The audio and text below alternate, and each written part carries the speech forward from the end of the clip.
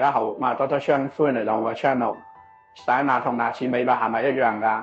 其實洗牙同牙齒美白完全唔係一回事。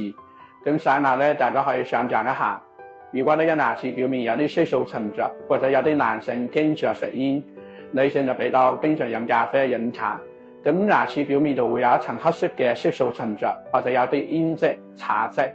咁呢個時候，我哋通常就通過洗牙啦，流出牙齒本身潔白嘅顏色，可以達到更加好嘅效果。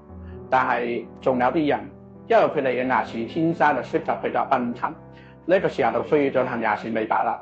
譬如話做啲冷光美白，或者係做啲前牙嘅磁貼片咁都可以對牙齒進行美白。所以話洗牙同牙齒美白完全唔係一回事。關注我，呵護你嘅口腔健康。